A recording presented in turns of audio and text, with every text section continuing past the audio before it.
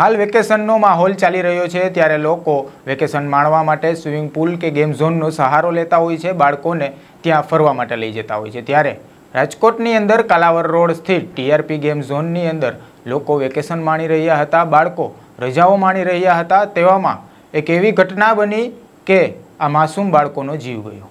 શું છે સમગ્ર ઘટના, જોઈશું આ વિડીયોમાં। વૈષ્ણવજન તો તેને કહીએ જે પીડ પરાઈ જાનાને રે। નમસ્કાર, હું છું આપની સાથે કલ્પેશ ચાવડા। નવજીવન ન્યૂઝમાં આપનું સ્વાગત છે।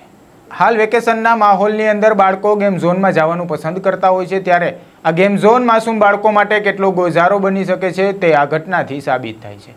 રાજકોટના કાલાવડ સ્થિત ટીઆરપી ગેમ ઝોનની અંદર આગ લાગવાથી હાલ સુધીમાં 17 લોકોના મૃત્યુ થયા હોવાનું જાણવા મળે છે। આ ગોઝારા અકસ્માતની અંદર કેટલાક માસૂમ બાળકો હતા, કેટલીક સ્ત્રીઓ હતી તો કેટલાક પુરુષો હતા। હાલ સુધીમાં 17 લોકોના મૃત્યુનો આંક બહાર આવ્યો છે। હજુ પણ આ આગ કાબૂમાં લેવાઈ નથી અને લોકોનો મૃત્યુ આંક વધતો જાય છે। અમે તે મોલના થોડાક દ્રશ્યો તમને બતાવીએ છીએ, જુઓ આ દ્રશ્યો।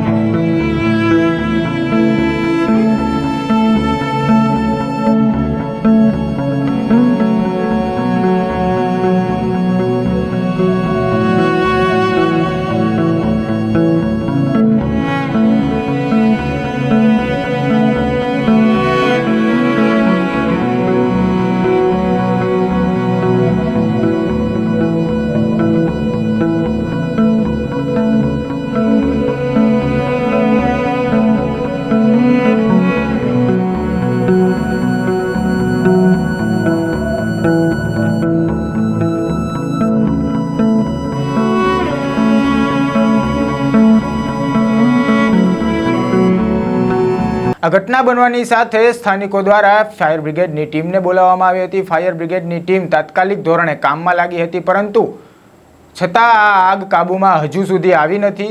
શું આ ટીઆરપી ગેમ ઝોનની અંદર ફાયર સેફટીના પૂરેપૂરા સાધનો હતા કે નહીં, ફાયર સેફટીનું ધ્યાન રાખવામાં આવ્યું હતું કે નહીં, તે તપાસનો વિષય છે। હાલ આ દુર્ઘટના મામલે 17 લોકોના મૃત્યુ થયા છે, ત્યારે કેટલાક લોકો ઈજાગ્રસ્ત થયા છે।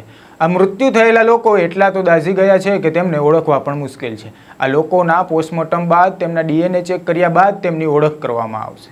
આ દુર્ઘટનામાં જે માસૂમ બાળકોનો અને લોકોનો ભોગ લેવાનો છે તેનું જવાબદાર કોણ, આ ગેમ ઝોનના સંચાલકો કોણ છે તે હાલ તપાસનો વિષય છે। પોલીસ તેમાં તપાસ કરી રહી છે। હાલ સુધી બસ એટલું। જો આ પ્રકારના સમાચાર અને અહેવાલ તમને પસંદ આવતા હોય તો નવજીવન ન્યૂઝની ચેનલને લાઇક, શેર અને સબસ્ક્રાઇબ કરવાનું ભૂલશો નહીં। નમસ્કાર।